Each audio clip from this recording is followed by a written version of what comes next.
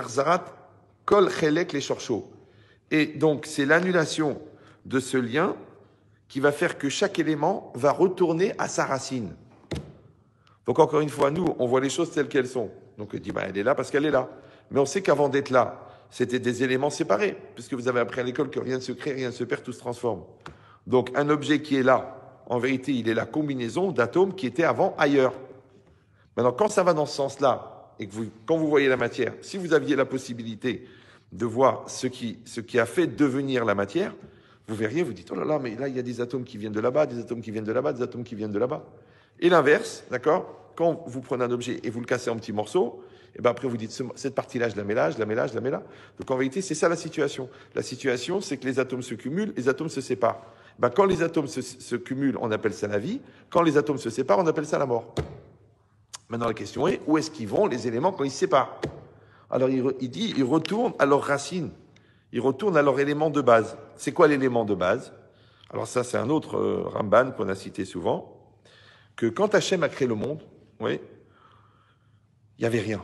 C'est facile à comprendre, il n'y avait que de la lumière. À partir de la lumière, il a créé ce qu'on appelle que les Grecs appelaient le Hayuli, qui n'est pas une sauce à l'ail, d'accord? Il dit, c'est quoi? Otsi mina efe sagamour. Il a fait sortir du néant total à Mukhlat, c'est-à-dire complet, Yesod dak meot shenbo mamash, une base extrêmement fine qui n'a pas de réalité physique. Bon, alors moi, je me suis permis, pour avoir un espèce de repère, d'appeler ça les atomes. C'est-à-dire qu'au départ, à partir de rien, Hachem, il a créé une masse d'atomes. Quand il a créé la masse d'atomes, après, il n'a plus rien créé. Il n'a fait que transformer, c'est-à-dire combiner les éléments pour créer les objets, créer les situations, créer la réalité. Aval, il dit maintenant, cette masse d'atomes, il dit que c'est le Ramban, hein, donc il a écrit ça à peu près en 1100, d'accord? Il dit Aval ou Koach Mamti, c'est elle qui a la force créatrice. C'est que cette masse d'atomes qui n'a pas de forme encore, alors c'est elle qui a la force créatrice. Mouchan le Kabel Tsura, qui est prête à recevoir une forme.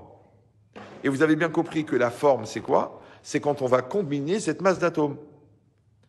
Prenez le sens inverse. Il y avait un livre que j'ai cité quelquefois qui s'appelle L'univers existe-t-il? Vous pouvez l'acheter, c'est un livre un peu de vulgarisation de physique quantique.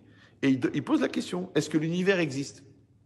Parce que l'univers, en fin de compte, bon, on va dire les objets parce que c'est plus facile à visualiser. Les objets, c'est une masse d'atomes. Mais l'atome, lui, il est fait de noyaux et d'électrons. Et au-delà de ça, il est fait d'énergie. Donc en vérité, il n'y a que de l'énergie. Donc en vérité, c'est une illusion d'optique. Ça, c'est la science. Ouais. Tu dis, mais je le touche. Oui, ben c'est normal, parce qu'il y a une densité. Tu dis, oui, mais je le vois. Mais c'est normal, parce qu'il y a une longueur d'onde. Ça fait la couleur, ça fait du volume. Ah, d'accord. Donc ça fait de la lumière. Oh là, oh, papa. Ouais. Mais en vérité, il n'y a rien. Ça, c'est d'après la science. Oui. Les Chachamim ne sont pas cassés la tête, ouais, avec la relativité, la baba. Ils ont dit, Alma di Shikra. C'est un monde de mensonges.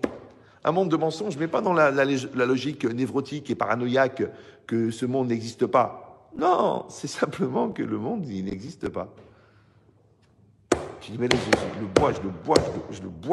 C'est du bois. Oui, bien sûr. D'accord. Mais si tu vas à l'intérieur de la matière, en vérité, il n'y a rien. La preuve, c'est que, encore une fois, les atomes, ils sont faits sous forme atomique, donc il y a un noyau et des électrons. Maintenant, la proportionnalité de vide par rapport au plein, c'est que la distance entre les électrons et le noyau, c'est comme la distance entre Paris et Lyon par rapport à la taille. Ouais. Ça veut dire qu'il y a 650 km de vide, proportionnellement, encore une fois, à la taille de l'atome et de l'électron, dans chaque atome. D'accord? Maintenant, le problème, c'est que le noyau, lui aussi, il est sous forme atomique. Donc, il y a aussi du vide dans le noyau. Après, le noyau du noyau, il est aussi sous forme atomique. Après, le noyau du noyau, il est aussi sous forme atomique. Donc, en vérité, dans l'univers, il y a plus de vide que de plein.